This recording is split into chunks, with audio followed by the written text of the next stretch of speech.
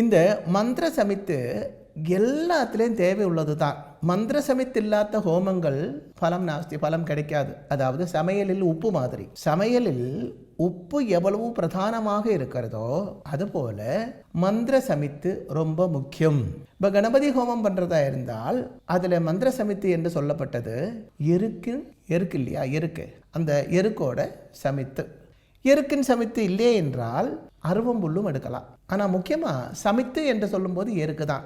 எருக்கு இல்லையென்றால் அருவம்புல்லும் எடுக்கலாம். அப்போது ஒரு கணபதி ஹோமம் பண்ணும் பொழுது அதில் சம்பூர்ண பலசக்தி உண்டாகிறதுக்கு ஒன்று அந்த யாகத்திலேயே 108 எருக்கு ஹோமம் பண்ணுவாங்க, இல்லை அருவம்புல்லு ஹோமம் பண்ணுவாங்க. அது எதுக்குன்னால் காரிய சாத்தியத்துக்கு, அதாவது தோஷ பரிகாரத்துக்காக பண்ணும் பொழுது. சாதாரணமாக ஒரு கணபதி ஹோமம் பண்ணும் பொழுது அது தேவையில்லை. நமக்கு ஒரு தோஷம் இருக்கு, அந்த தோஷம் மாறுறதுக்காக பரிகார கர்மமாக செய்யும் பொழுது கண்டிப்பாகவே இது இருந்தாகணும்.